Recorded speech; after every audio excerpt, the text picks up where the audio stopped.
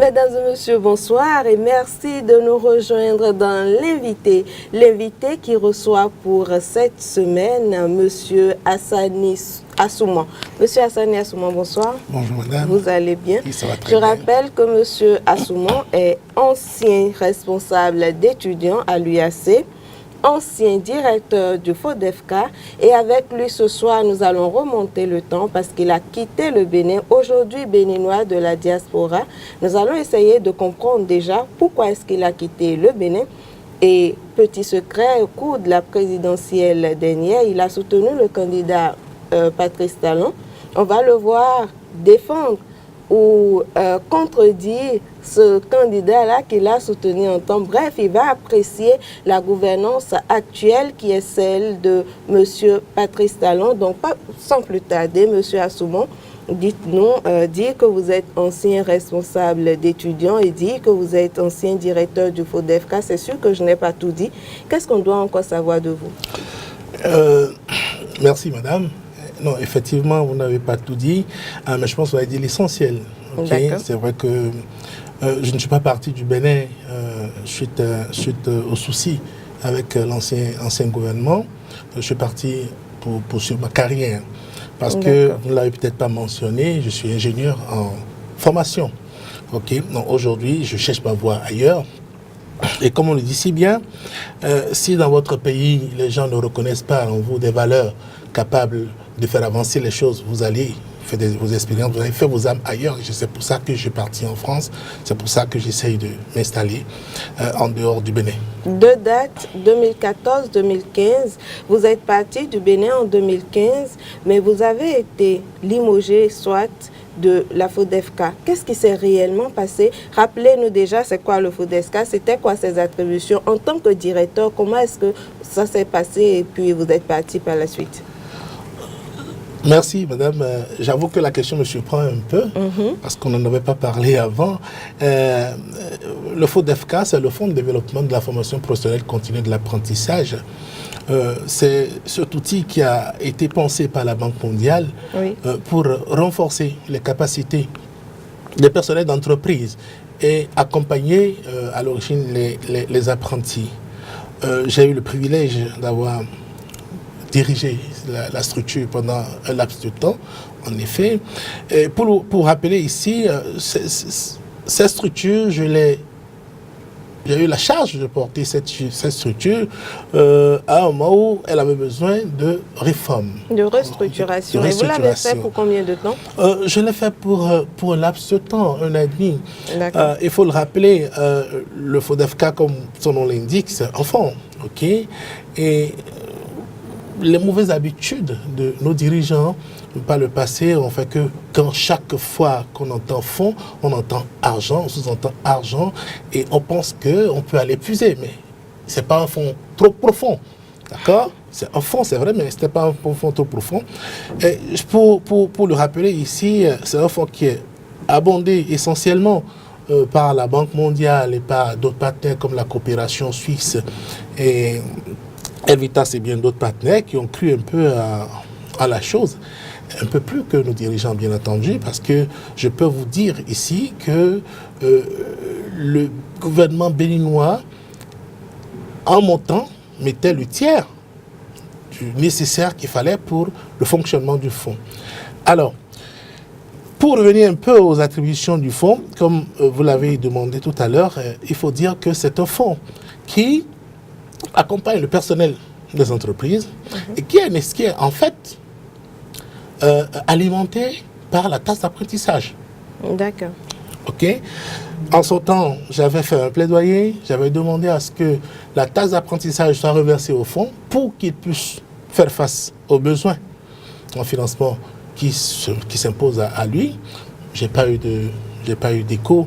Je n'ai pas eu d'écho favorable auprès du gouvernement qui a cru devoir ne pas reverser à l'époque la taxe d'apprentissage au fond et qui, au nom de l'unicité des comptes publics, a voulu que la portion congrue aille toujours au FODEFCA, alors que ce n'est pas normal, ce n'est pas bien. J'espère qu'avec le gouvernement Talon, que ça va changer et que le FODEFCA va rentrer effectivement dans ces fonds parce que c'est c'est dû au FODEFK, cet argent. L'argent qui est payé par les entreprises pour le fonctionnement pour le recyclage du personnel et pour le FODEFK. D'accord. Oui. Ça, c'est pour ce qui est des attributions du FODEFK et tout.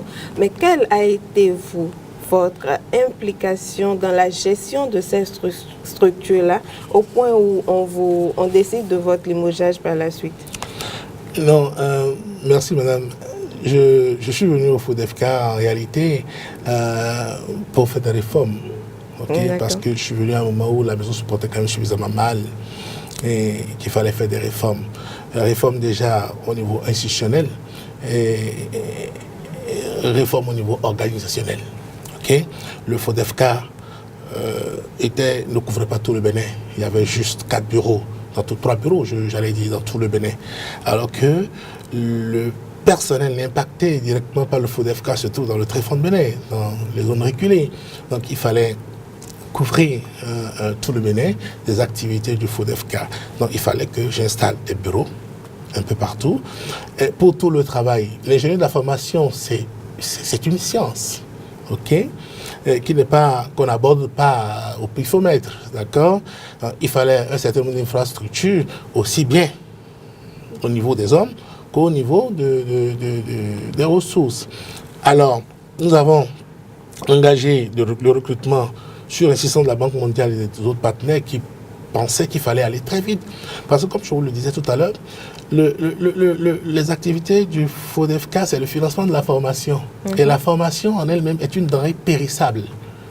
Qu'il faut Donc, il faut des recyclages. Il faut des recyclages, il faut aller très vite.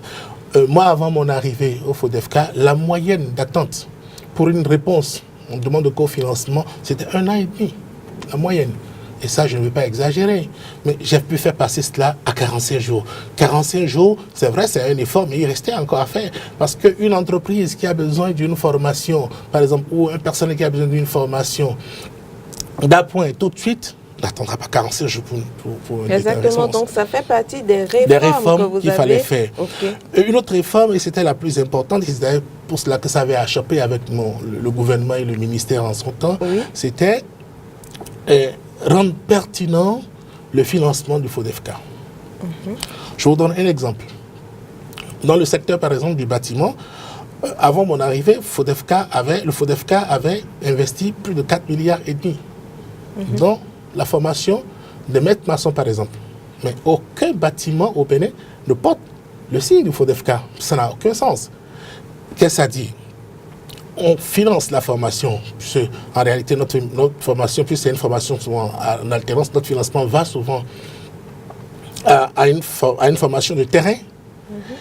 Les gens fabriquent par exemple des briques, font des agglos et les détruisent après la formation pour reprendre. Mais c'est des coûts. Rien que les intrants, le ciment, le sable, l'eau, tout ça génère des coûts, bien entendu. Alors, nous, on s'est dit non, il fallait arrêter. Et pour cela, nous avons mis les mairies à contribution. Nous avons commencé par exemple avec le maire de Porte-Nouveau et bien d'autres, qui nous trouvaient des sites sur lesquels on allait appliquer avec un programme de développement à la clé. D'accord?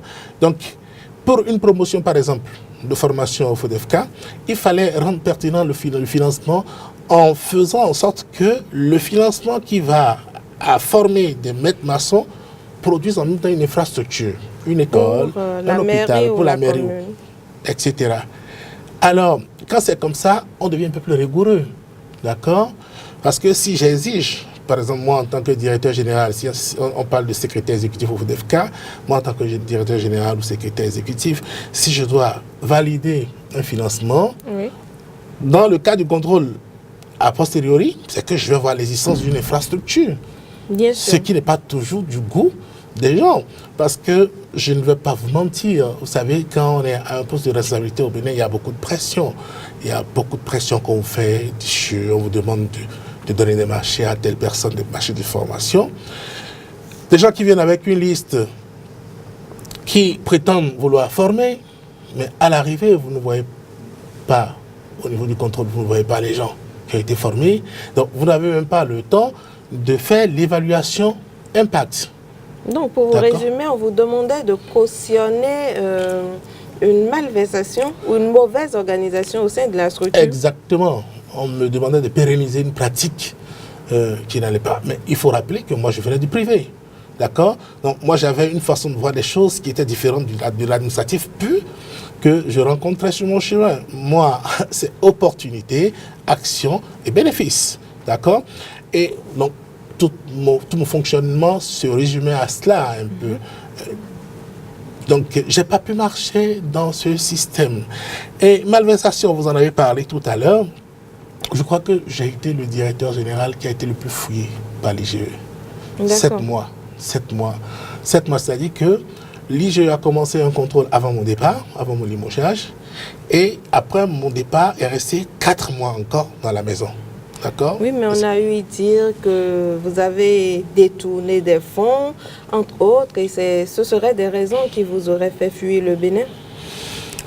Non, c'est pas vrai. C'est des histoires. C'est un canular. Donnez-nous votre version des faits. C'est un canular. Non, mais effectivement, j'avais reçu une demande d'explication du ministre Aboubakar Yahya, un ancien camarade d'ailleurs, qui faisait état de ce que j'aurais pris 4 millions d'euros auprès de l'AFD, que j'aurais mis dans un compte. L'AFD? L'AFD, oui, la Grande Frontière de Développement, que j'aurais mis sur un compte français domicilié à la Belle-Gaullaise. La Belle-Gaullaise n'existe plus depuis des années déjà. Donc, ça fait partie des incohérences du système IAI. Parce que les gens ne sont pas suffisamment informés, ils avancent des choses, après ils évaluent. Donc la Belle-Gaullaise n'existant pas déjà, le processus pour abonder un fonds, un processus très complexe. Un directeur général, fut-il très intelligent, n'est pas capable de détourner l'argent de l'AFD ni de n'importe qui. D'ailleurs, 4 millions d'euros, ça fait 2 milliards et quelques 3 milliards. Effectivement, j'ai entendu parler de cela. À partir d'une demande d'explication à moi envoyée par mon ministre de tutelle à l'époque. Mais il n'en était rien du tout. Le FODEFK est une structure sous tutelle qui fonctionne comme telle. Okay? Il n'y a aucune possibilité pour que je reçoive de l'argent directement ou que personne ne reçoive de l'argent. Et j'allais dire, une des réformes que j'ai d'ailleurs apportées, c'est que j'ai renforcé le système de contrôle au niveau du FODEFK. J'ai renforcé le système de contrôle a priori et le système de contrôle a posteriori. C'est-à-dire que vous n'avez aucune possibilité de voler, déjà à l'entrée. Et si vous parvenez à voler, parce qu'il y a quand même du génie, c'est qu'à la sortie, vous serez arrêté parce qu'il y a un contrôle a posteriori. Et tout ça a gêné. Et pour le rappeler, mon ministre de tutelle à l'époque, il sait, je lui ai dit, quand il s'est agi même de réorienter les fonds vers d'autres dépenses politiques, j'ai refusé. J'ai dit je ne peux pas parce que le système était conçu de telle sorte que même si je voulais le faire, je ne pouvais pas le faire. Donc il n'y a pas de possibilité de vol au FODEFK, c'est pas possible. Donc, mais si on vous reproche, puisqu'on est en matière financière là, si on vous reproche d'avoir détourné des sous, c'est dire qu'il y a gap quelque part. Ou ça aussi, ça a été inventé. Il n'y a jamais eu de gap. Les résultats de l'IGE et de l'IGCEP sont là pour dire que j'ai eu une gestion des plus saines possibles au monde. D'accord. On m'a contrôlé, juste aller contrôler mes tickets valeurs. Vous voyez, quand vous êtes dans une structure d'État et qu'un collègue vient vous voir, la première chose qu'il attend de vous quand vous êtes progressant, c'est ticket valeur. Je n'ai pas de carburant. Même là, il n'y a pas eu de faute. Il n'y a pas eu de faute. Il n'y a pas eu de faute. Il n'y a eu de faute nulle part. Moi, je remercie un peu Dieu d'être sorti un peu de cette... Alors, si du point de vue professionnel et du point de vue moral, on n'avait rien à vous reprocher. C'était quoi la pierre d'achoppement entre vous et votre ministre de tutelle qui était M. Aboubakar Yahya? Non, j'en ai voulu longtemps. Pendant longtemps, Aboubakar Yahya, ouais, c'est quand même quelqu'un que je connais depuis très longtemps, depuis le collège. Non, mais il n'en était pour rien. Il n'en avait pour rien. D'accord? C'était qui le vrai coupable? Le vrai coupable, c'était le gouvernement, c'était Yahya Boni même. C'est le système même qui était coupable. Le système était infesté. Vous voyez? Et les pratiques, vous voyez un peu un directeur de société à son poste, il est harcelé par des gens qui n'avaient aucun poste en réalité dans la République, qui étaient puissants, qui agissaient pour ordre et pour compte d'eux. Vous voyez? Et moi, je n'ai pas pu céder à ce genre de pratique parce que j'ai une mentalité qui est un peu différente de celle de celle nationale, ça fait que ça n'a pas marché. À un moment donné, il fallait faire partie le petit. Le chantier, je reviens un peu sur ma réforme chantier école dont je vous parlais tout à l'heure. Et c'est un des problèmes que j'ai eu et qui m'avait beaucoup touché. Il m'est arrivé, par exemple, de dire à des partenaires, non, on ne peut pas prendre votre argent. Vous voyez? Parce que, pour moi, le tout ne suffit pas d'avoir de l'argent, mais il faut pouvoir bien le dépenser. D'accord? Parce que généralement, ces aides-là, c'est des aides remboursables pour l'État.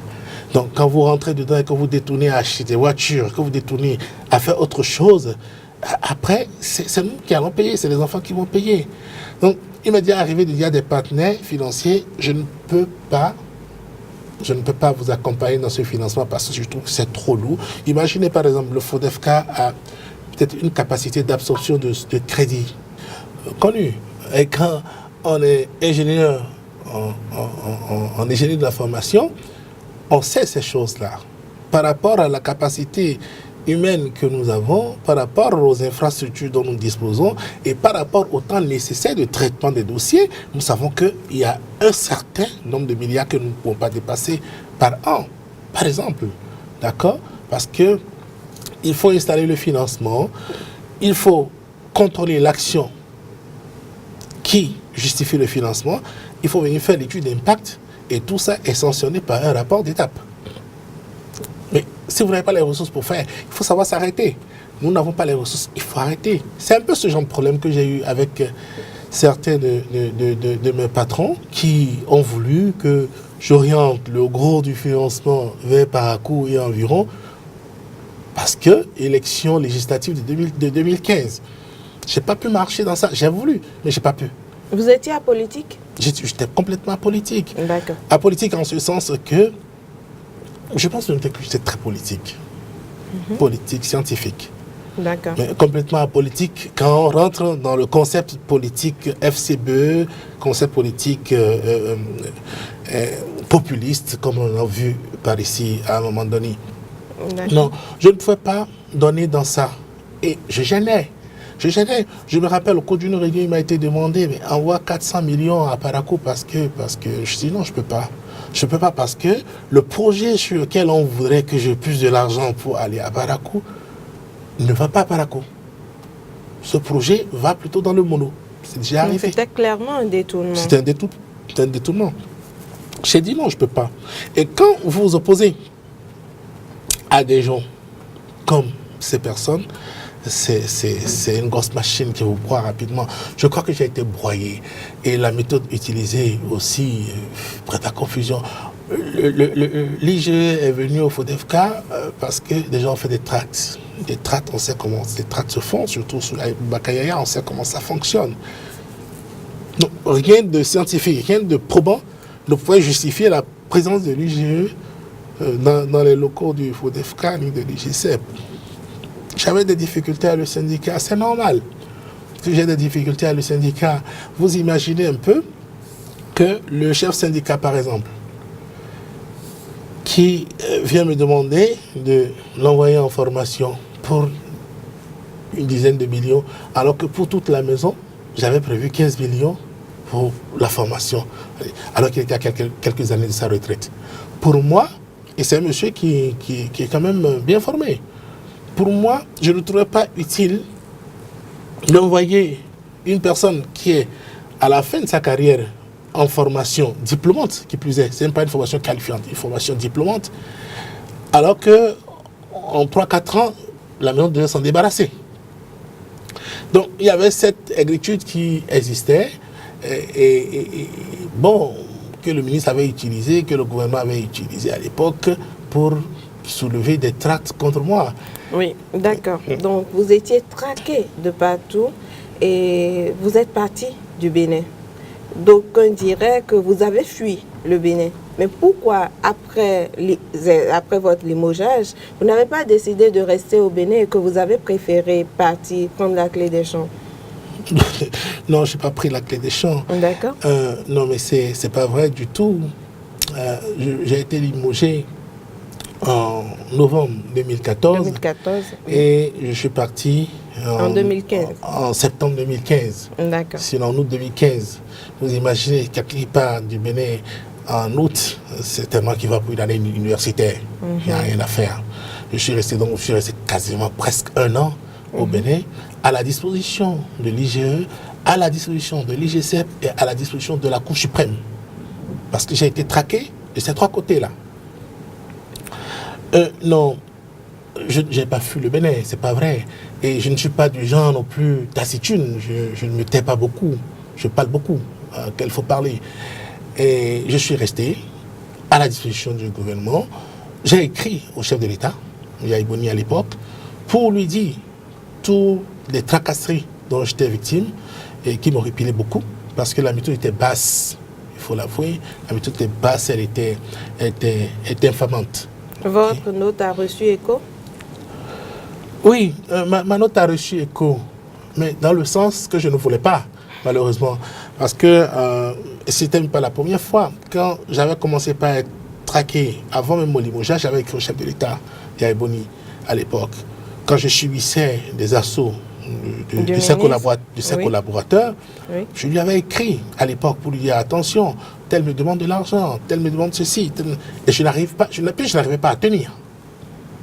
Et chaque fois que je lui écrivais, il remettait aux intéressés.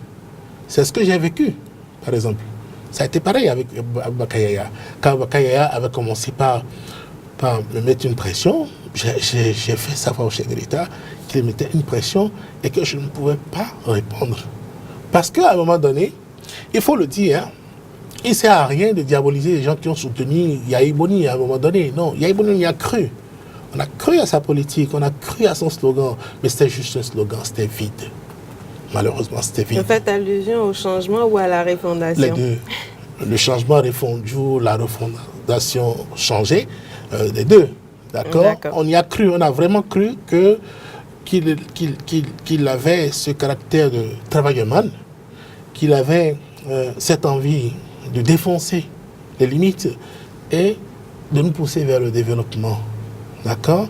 Et on a travaillé avec lui, avec sincérité. Moi, personnellement, quand je parle de mon cas, j'ai travaillé avec Yaya Boni avec beaucoup de sincérité parce que je croyais. Chaque fois que Yaya Boni pleurait parce qu'il y a eu un événement, j'ai cru.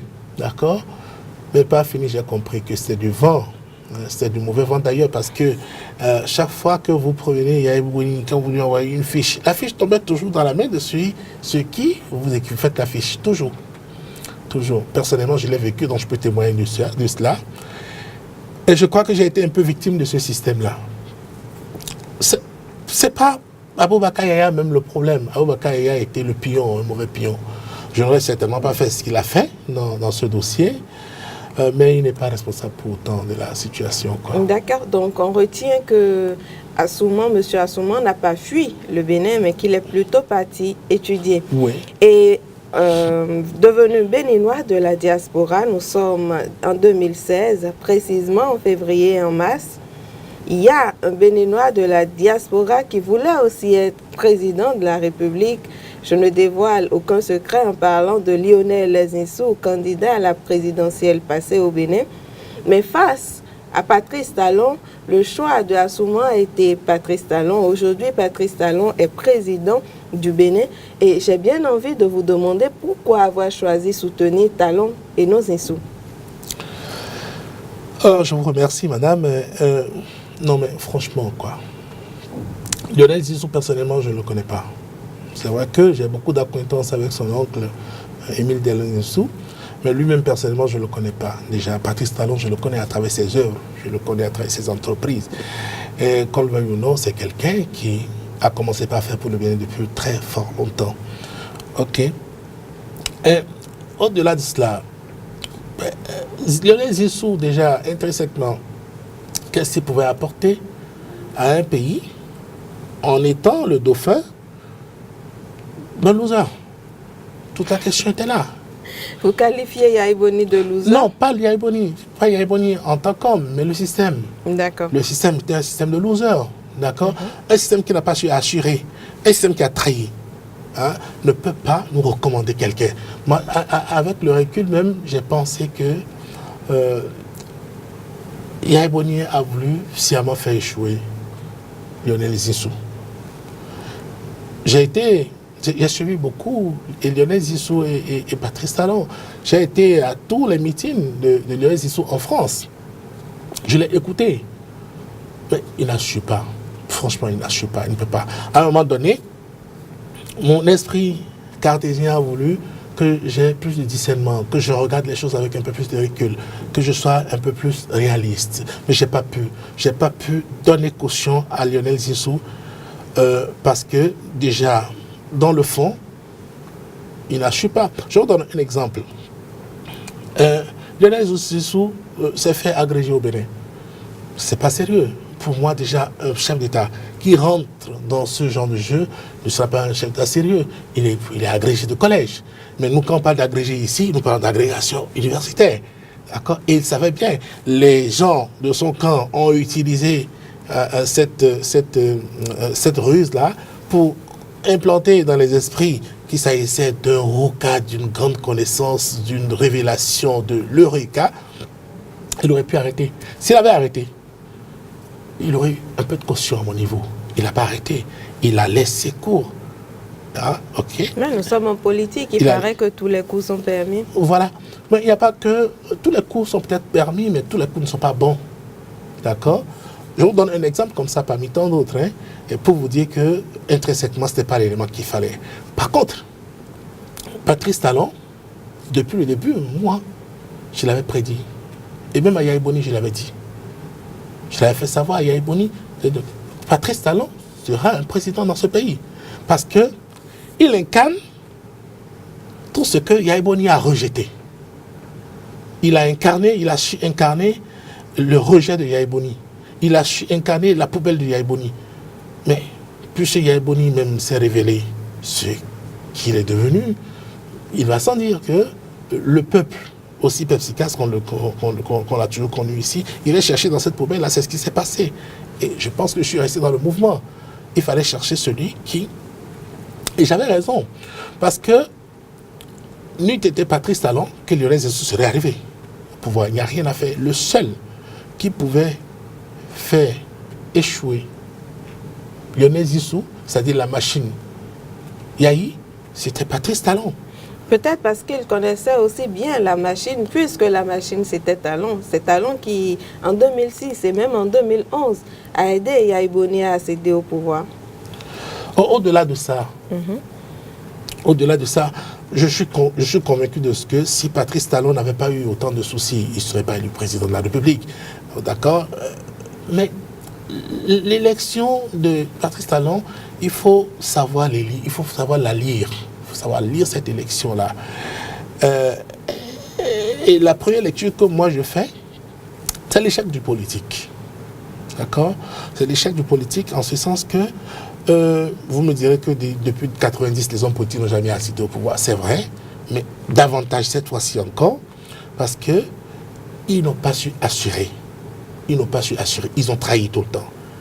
Mais maintenant, la machine Yaya Boni qui s'est huilée depuis 2011 a préparé l'échec davantage des hommes politiques nationaux, puisque déjà, en anémiant les hommes politiques et les hommes d'affaires qui les entourent, ils n'auraient pas eu suffisamment d'argent pour faire face aux diligences que Yaya Boni a créées au sein des populations. Parce qu'il a haussé, c'est vrai que nous savons que le pouvoir de l'argent était très important dans les élections au Bénin, mais avec Yaya Boni, ça a pris plus d'ampleur. Il a rehaussé le bas. OK? Il a rendu les populations plus exigeantes, mais quantilistes, bien entendu, de sorte que quand vous allez vers eux, ils ne veulent pas discuter d'idées avec vous, mais ils veulent discuter d'argent. Et Yaya Boni le savait. Et il savait que le seul qui pouvait... Il savait que la seule façon pour faire échouer les politiques, c'était de les rendre pauvres. Fermer la vanne, se mettre beaucoup plus d'argent de son côté pour défoncer les limites. C'est ce qu'il a voulu faire. Mais le seul qui pouvait contrer cette machine-là, c'était Talon. Talon qui connaissait, vous l'avez dit tout à l'heure, le système Yahi, mais qui avait les moyens financiers. Vous êtes sûr que Talon avait les moyens pour la présidentielle avec son exil, avec toutes les difficultés qu'il avait, est-ce que Talon avait vraiment de l'argent pour la présidentielle dernière? Est-ce qu'il y a injecté de l'argent réellement? Non, moi personnellement, j'ai travaillé pour Talon. J'ai pris aucun sou. J'ai pas pris un rond de personne. Ok, c'est avec mes économies d'exilé que j'ai pu faire le travail. Non, je crois qu'il avait un autre avantage. Et c'est celui que j'ai cité tout à l'heure, à savoir que... Il était une victime. Il était une victime. Hein? Et qu'on le veuille ou non, les populations béninoises aiment les victimes. Et Talon était la bonne victime qu'il nous fallait. Parce que, connaissant le système. Moi, je dis aujourd'hui, il y a beaucoup qui se fourvoient en disant c'est Talon qui nous a fait venir Yahi. C'est vrai, c'est Talon qui nous a fait venir Yahi.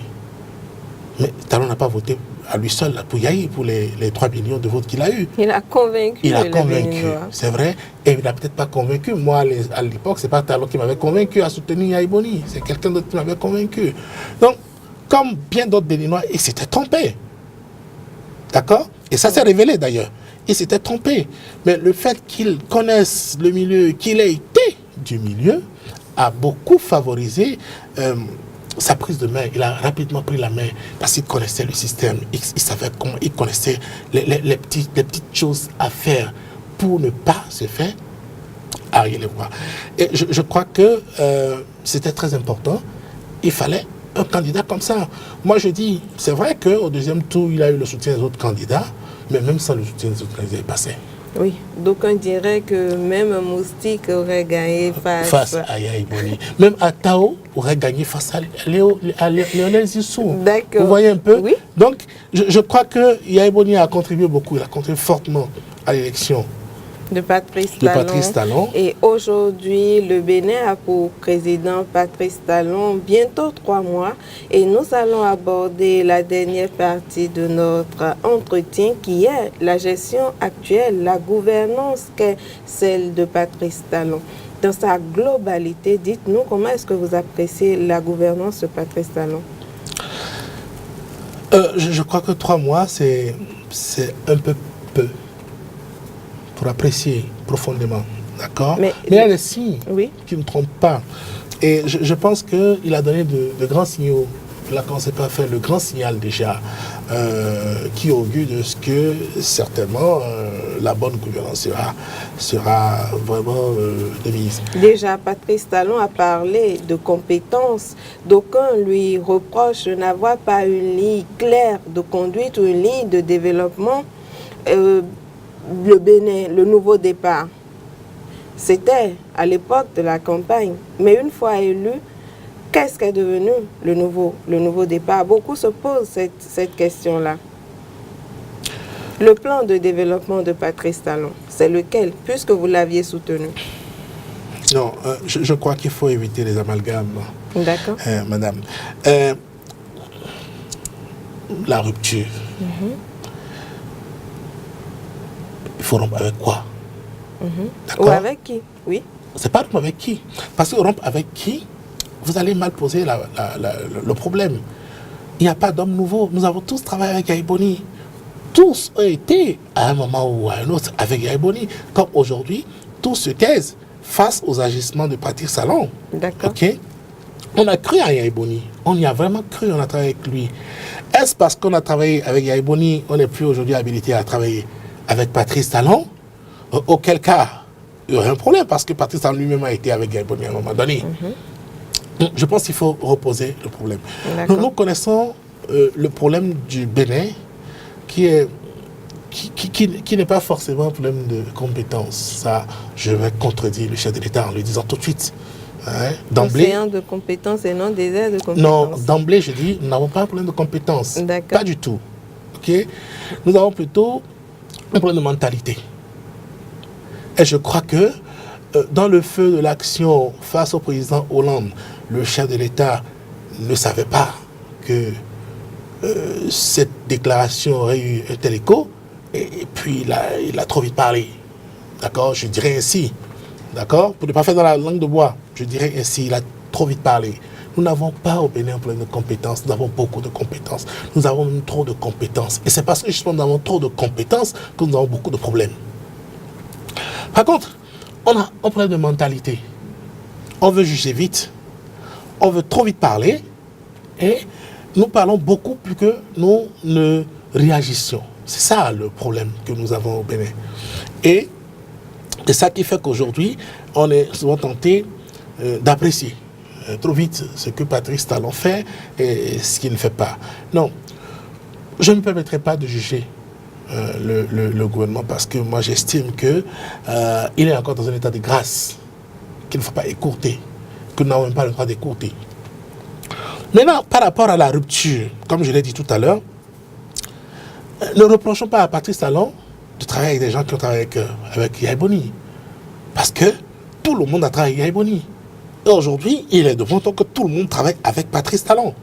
Nous n'allons pas créer des compétences ailleurs, nous n'allons pas inventer des compétences, nous n'allons pas fabriquer d'autres hommes pour travailler avec Patrice Talon. Les mêmes qui ont travaillé avec Yaya Boni vont travailler correctement avec Patrice Talon pour deux résultats différents. Tout est une question de vision, tout est une question d'objectif et tout est une question surtout de méthode. La méthode Yaya Boni était une méthode d'annonce, une méthode de publicité, une méthode de folklore. La méthode Patrice Talon, en tout cas ce que nous voyons jusqu'à aujourd'hui, c'est une méthode de discrétion, d'analyse et de pertinence.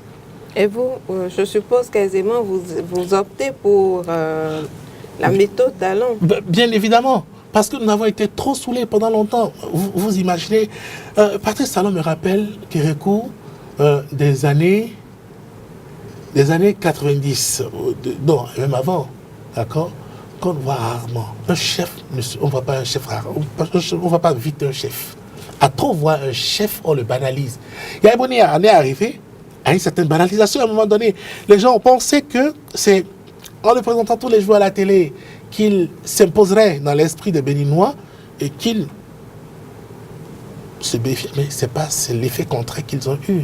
D'accord? Parce que moi, je me rappelle à un moment donné, quand j'étais dans mon bureau et que au temps du journal, je voyais Yaya Boni passer, je coupais ma télé au bureau.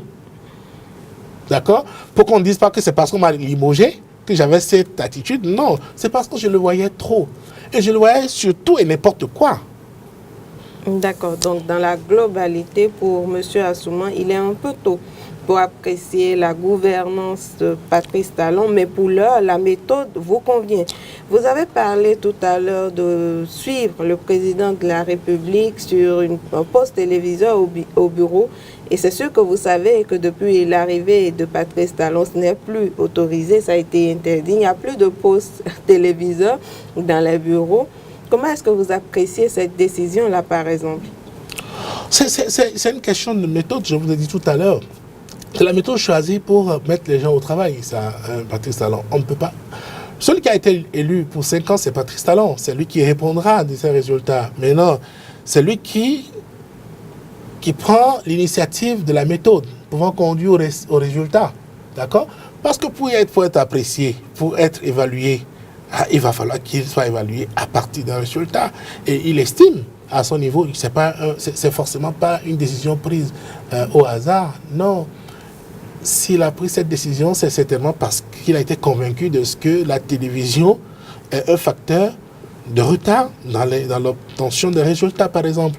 Et si c'est si interdire la présence des téléviseurs dans les bureaux pourrait rendre plus efficient l'effort du travailleur, moi je dis pourquoi pas. Pourquoi pas? Parce qu'à un moment donné, il y a certainement eu tellement d'abus que, voilà, il a choisi cette méthode-là. Je reviens un peu sur... je rebondis un peu derrière, si vous permettez, madame, pour dire, quand on est directeur général, par exemple, et qu'il faut absolument être présent sur le terrain politique, on est obligé d'être collé à son poste de télévision. Forcément, à l'arrivée, c'est les résultats qui en pâtissent. C'est évident. C'est les résultats qui en pâtissent. Mais si lui, il décide de professionnaliser ces techniciens, de les rendre plus pertinents, de les rendre plus efficients, plus efficaces, et que la méthode choisie, c'est de bannir la télévision, moi je dis, mais pourquoi pas? D'accord. Et Dieu seul sait qu'il y a eu beaucoup de décisions en 3 mois de gestion de Talon. L'une de ces décisions, c'est déjà la commission des réformes. Et je vais demander votre avis sur la question du mandat unique. Ce qui est clair et sûr, le candidat Patrice Talon avait déjà annoncé les couleurs, il est là pour 5 ans. Mais pour faire adopter le mandat unique à tous ceux qui viendront après lui, qu'est-ce que vous vous en dites? Non, je crois qu'il faut, comme vous le dites, ça pose un problème, effectivement. Je pourrais défendre le mandat unique et le pourfendre aussi en même temps. J'ai des arguments pour défendre et j'ai aussi des arguments pour pourfendre. Ok? Pour le mandat unique, je dis, l'échec des hommes politiques nous a conduit aujourd'hui à douter de la capacité des gens à travailler de façon désintéressée. D'accord? C'est-à-dire quoi? Quand un chef est élu, dès le premier jour de sa prise de service, il ne commence pas à travailler pour son second mandat. Ok? Forcément, il marche sur des yeux. Et on sait qu'à marcher trop sur les yeux, on devient léger. C'est ce qui s'est passé avec Yaya Boni. Yaya Boni, je me demande si intrinsèquement, il était si vide. Il n'est pas si vide. Il a certainement quelque chose, sinon il n'aurait pas eu le parcours qu'il a quand même eu. Mais à trop marcher sur les yeux, à trop ménager les susceptibilités, à trop faire en sorte que tout le monde soit toujours content, on devient léger, on devient vide. Il s'est vidé de sa substance. Et je crois que c'est ce que Patrice Talon a voulu éviter. Vous voyez, quand on est là pour un mandat, on est là pour marquer son temps et pour marquer son espace. Ok? Vous êtes là pour un mandat, vous ne voudriez pas que demain, qu'on piaffe dans votre dos, et vous ne voudriez pas que vos enfants aient honte quand ils vont sortir après votre mandat. Vous voulez travailler pour laisser votre nom, pour laisser encore un peu d'honneur à votre nom. Voilà, c'est un peu l'expression que je cherchais. Et je crois que pour cela, je suis complètement d'accord. Quelqu'un vient, il fait un mandat, il faut le temps. Quand vous venez pour un mandat, et que vous savez que c'est le seul mandat que vous avez à faire, forcément vous travaillez de façon... vous travaillez comme si vous finissez en même temps. Oui. Vous n'attendez rien. Vous prenez les décisions les plus impopulaires pour le grand bien de tous. Comme on pourrait aussi, parce qu'on sait qu'on a 5 ans sans mettre plein la poche en 5 ans et savoir qu'on a fini. Non, je ne pense pas que qu'à ce niveau de responsabilité, qu'on ait cette mentalité. Je ne crois pas. Les gens qui sont candidats, je pense même aux plus petits candidats, hein, les gens qui sont candidats, ils sont à un niveau spirituel qui leur permet de ne pas voir les choses telles que vous les décrivez là. Non, on ne vient pas au pouvoir pour s'en mettre plein les poches. Non, on vient pour son image. On vient pour... C'est un sacerdoce. On vient se mettre à disposition de son État. On vient accomplir une mission.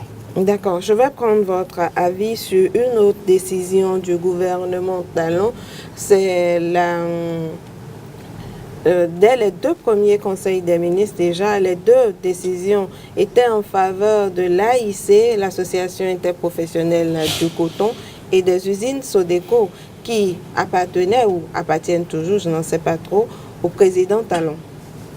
Beaucoup ont parlé de conflit d'intérêts, même si à travers son interview avec Le Monde Afrique, le président a rassuré de ce qu'il n'y avait pas conflit d'intérêts. Comment est-ce que vous appréciez la chose? Si vous imaginez toutes les injustices qui ont été faites à chacun des Béninois que nous sommes ici, sous Yaya Boni, vous comprenez facilement ce qui s'est passé. D'accord? Moi, ça ne me surprend pas. J'aurais peut-être fait pire. Ça ne me surprend pas, d'autant plus que vous posez le problème, mais vous ne rentrez pas dans l'origine du problème. D'accord? Si ces usines de Sodeco avaient été injustement prises par le gouvernement, ou si les intérêts économiques que vous êtes en train de décrire ici avaient été lésés de façon injuste, c'est normal que, à la moindre occasion, qu'on les rétablisse. Pour l'instant, ils sont rétablis. C'est l'équilibre qui se refait. Il ne faut pas chercher loin. Au contraire, je trouve même hypocrite que le chef de l'État n'ait pas une vue sur ces affaires-là. Bien que, aujourd'hui, c'est des affaires qui sont même appelées à entrer dans le patrimoine national, du fait même du nombre de personnes que ces affaires utilisent. D'accord? c'est des emplois qui avaient été mis en berne. C'est des intérêts de plusieurs familles, des milliers. Pour un employé, c'est 5, 6, 10 personnes derrière qui avaient été mises en difficulté. D'accord?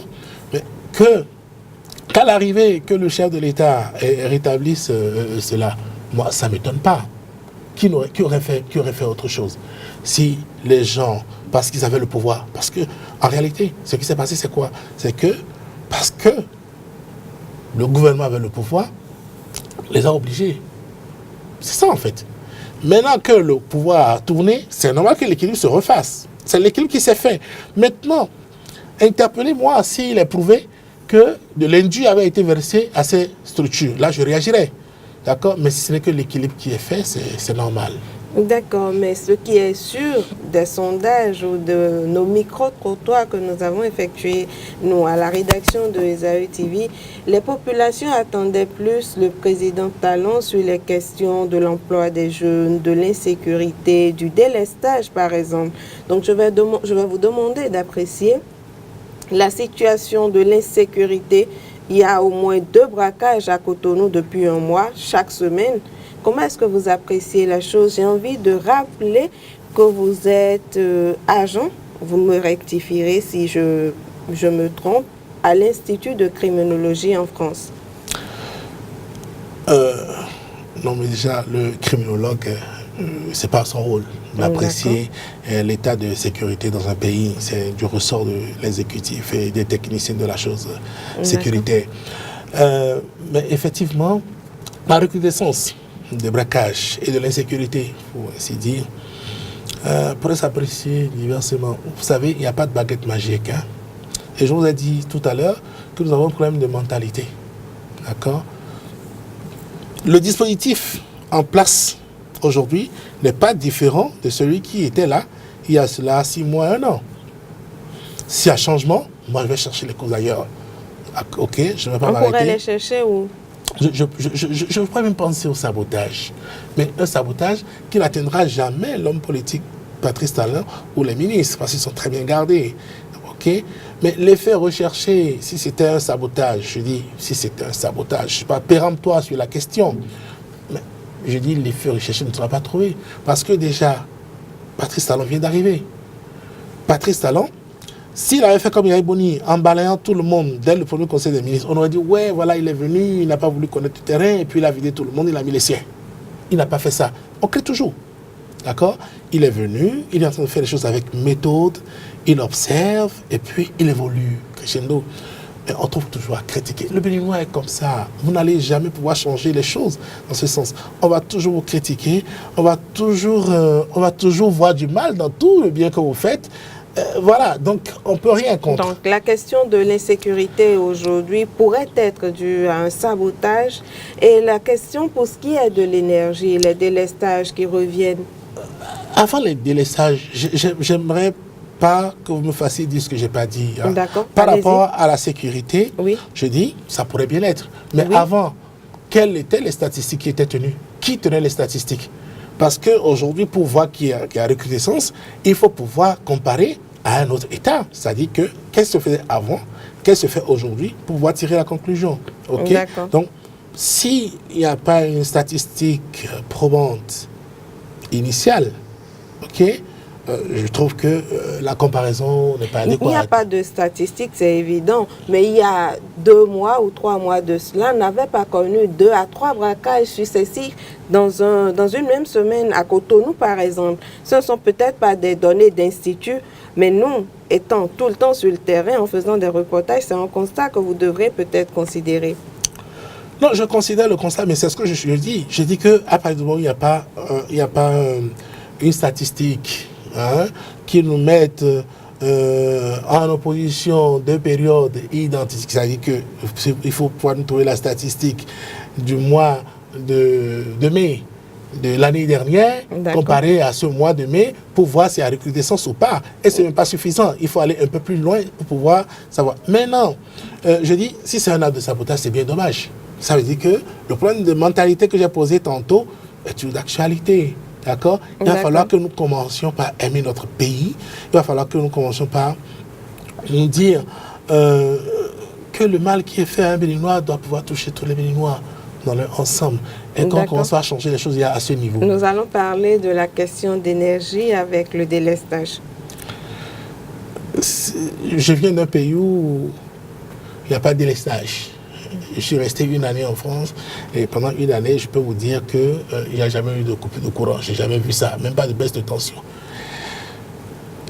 Mon compteur n'a jamais sauté d'ailleurs. Donc, j'imagine que ça peut faire mal. Cette nuit, j'ai dormi sans électricité à Calavi. J'habite Calavi. Et c'est le lot quotidien de tout le monde. Depuis plus d'1 semaine que je suis là, je vis ça comme tout le monde. Mais malheureusement, je dis, c'est un problème de vision qui a manqué à un moment donné. Est-ce que l'énergie a été la priorité du gouvernement qui est passé? C'est ce gouvernement, je ne m'arrête même pas seulement sur Yaya Boni, je vais un peu plus loin de Soglo. Est-ce que la question de l'énergie, est-ce qu'il y a eu un plan de développement stratégique qui est pris en compte le besoin en énergie du pays? Et est-ce qu'il y a un plan de développement stratégique qui a établi avec un programme bien défini les actions à mener pour l'autonomisation en énergie électrique du Bénin sur une certaine période? Toute la question est là. Nous avons manqué de vision. Il faut le dire. C'est que Yaya Boni est venu nous enfoncer un peu plus, c'est vrai, mais il faut aller un peu plus en arrière pour voir que notre difficulté a commencé depuis longtemps. Depuis que tout le monde fait de la politique, depuis que tout le monde gagne de l'argent, on n'a pas à avoir des problèmes. D'accord? Les vraies questions de développement, nous ne prenons pas le soin de les aborder. On est prêt à aller à une table ronde pour gagner de l'argent, plus qu'à aller à une table ronde pour faire un plan de développement stratégique concerté, par exemple. Nous sommes prêts à bavarder plus qu'à agir. La conséquence, on n'aura pas de courant. Et je dis, Patrice Talon ne fera pas de miracle. Il ne fera pas de miracle. Parce qu'il n'y a pas que la question de l'énergie électrique. Hein. Il y a bien d'autres questions. Il y a des questions même alimentaires qui sont là, qui reviennent tout le temps. Donc, aujourd'hui, malheureusement, il n'y a pas d'énergie. Il n'y a pas d'énergie. On va réfléchir ensemble à comment avoir de l'énergie, à comment faire pour remédier à cette difficulté qui, quand même, est désagréable, il faut l'avouer, parce que si vous voulez dormir chez vous la nuit et que la clim, vous ne pouvez pas la mettre, parce que parfois vous avez même l'énergie, mais il n'y en a pas suffisamment pour démarrer votre clim, par exemple. Il y a des industries qui sont là, qui ne tournent pas en plein régime, tout simplement parce qu'il n'y a pas d'énergie électrique, parce que justement, s'ils allaient faire leur production avec des groupes électrogènes, ils ne seraient pas rentables. Il y a tous ces problèmes-là, nous voyons. Mais pour l'instant, on est là, on observe. Et je pense qu'en tant qu'homme d'affaires, et je sais qu'il est suffisamment entouré par d'autres hommes d'affaires, il aura le réflexe de vite réfléchir à la question de l'énergie, parce que c'est très important, ne serait-ce que pour le développement de l'industrie au Bénin, pour que la question de l'énergie électrique soit réglée au plus tôt, au plus vite. D'accord. Nous allons finir avec vous, M. Assouman. J'ai bien envie de vous annoncer, par exemple, que je vous annonce votre nomination à quelques postes dans le système Talon. Quels seront vos apports? Déjà, est-ce que vous voulez revenir au Bénin? J'ai bien envie de rentrer au Bénin, d'accord? Mais j'ai aussi envie, il n'y a pas qu'ici que je ferai avec le gouvernement Talon, d'accord? J'ai quelques amis qui sont proches du Talon, à qui je pourrais donner des conseils. J'espère, et tout ce que je demanderai au président Talon, c'est d'avoir un peu plus d'écoute que son prédécesseur. Parce que quand son prédécesseur n'avait pas du tout d'écoute, il n'écoutait personne. Qu'il ait l'écoute et qu'il reçoive les propositions des Béninois. D'accord? Il y a la compétence dans ce pays et il y a la compétence dans les enfants de ce pays qui sont à l'extérieur. Nous avons de la compétence à revendre. D'accord. Et vous, étant très compétent, quelles sont vos propositions? Non, ce n'est pas moi de juger de ce que je suis compétent ou pas. Si on devait me faire appel aujourd'hui, je dis je suis prêt à travailler avec le gouvernement, ça, il n'y a rien à faire. Donc on me fasse appel et qu'on m'identifie par rapport à ce que j'ai déjà fait et qu'on me propose ce dans quoi je pourrais peut-être aider le gouvernement si le besoin se fait sentir. Mais on n'a pas besoin forcément d'aller au gouvernement ou d'avoir un poste pour aider le pays. Hein. Non, moi je vois les choses autrement. Même en n'étant pas, même tout en étant dans le secteur privé, tout en étant à mon compte, je peux bien aider le gouvernement à régler des problèmes, pourquoi pas. D'accord. Et ce sera sur ces derniers mots que je vais vous remercier, Monsieur Hassani Assoumon, d'être passé sur le plateau de l'invité sur Esaü TV. Et à la semaine prochaine pour un autre invité. Je rappelle qu'il était question de de la situation de notre invité quand il était au Bénin, au poste de directeur du FODEFCA. Nous avons parlé de la présidentielle 2016. Il a soutenu le candidat Talon. Et nous avons aussi parlé de la gouvernance actuelle du Bénin. Merci de nous avoir suivis et au revoir.